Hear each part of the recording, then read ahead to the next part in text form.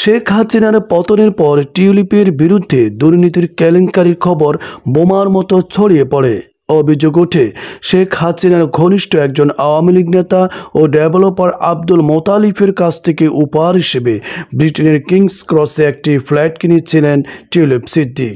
তার বোন আজমিনা সিদ্দিক রূপন্তীর নামে আরও একটি ফ্ল্যাট উপহার দেন আইনজীবী মঈন গনি। প্রকারান্তরে সেই ফ্ল্যাটও টিউলিপকে উপহার দেওয়া হয়েছে, কারণ রূপন্তী ওই ফ্ল্যাট টিউলিপকে পরিবার সহ ব্যবহার করতে দিয়েছেন।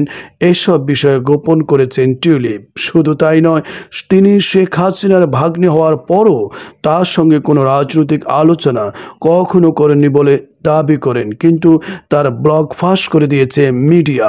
তাতে দেখা যায় তিনি শেখ হাসিনা জয়ে গর্ব প্রকাশ করেছেন, তার প্রচারণায় ছিলেন তিনি। এর বাইরে রাশিয়ার সঙ্গে রূপপুর পারমাণবিক বিদ্যুৎ কেন্দ্রের চুক্তি করার মধ্য দিয়ে শেখ হাসিনা, টিউলিপ, শেখ হাসিনা ছেলে সজীব ওয়াজেদ জয় প্রমুখ $500 কোটি মালয়েশিয়ার একটি ব্যাংকের মাধ্যমে আত্মসাৎ করেছেন বলে অভিযোগ উঠেছে। এসব অভিযোগে বাংলাদেশে দুদক তদন্ত করছে, তদন্ত চলছে ব্রিটেনেও। কিন্তু অভিযোগ ওঠার পর দীর্ঘ সময় তা অস্বীকার করে মন্ত্রী পদে অধিষ্ঠিত থাকেন টিউলিপ। তার পদত্যাগ দাবি করে ক্ষমতাসীন দলের অনেক নেতা, বিরোধী কনজারভেটিভ দলের কিছু এমপি। কিন্তু টিউলিপ তার খালা শেখ হাসিনার মতো ক্ষমতা ধরে রাখেন।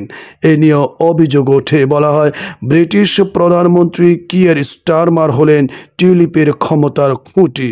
টিউলিপ সিদ্দিক অবশ্য আত্মপক্ষ সমর্থন করেন। তিনি নিরপেক্ষ তদন্তকারী লরি ম্যাগনাসের কাছে আত্মপক্ষ সমর্থন করেন। টিউলিপের বিরুদ্ধে যখন তীব্র চাপ, প্রধানমন্ত্রী কিয়ার স্টারমারের বিরুদ্ধে যখন দুর্নীতিতে সমর্থন দেওয়ার অভিযোগ জোরালো হতেই থাকে, ব্রিটেনের রাজনীতি উত্তাল হতে শুরু করে, তখন বিজ্ঞান বিষয়ক মন্ত্রী পিটার কেলি বলেন, নিরপেক্ষ তদন্তকারী যদি দেখেন মন্ত্রিত্বে আচরণবিধির লঙ্ঘন করেছেন টিউলিপ, তাহলে তিনি সরকারি পদে থাকতে পারবেন না। কয়েকদিন ধরে এই বিতর্ক ব্রিটেনের প্রথম সারির সব মিডিয়ায় প্রথম পৃষ্ঠায় প্রকাশিত হতে থাকে।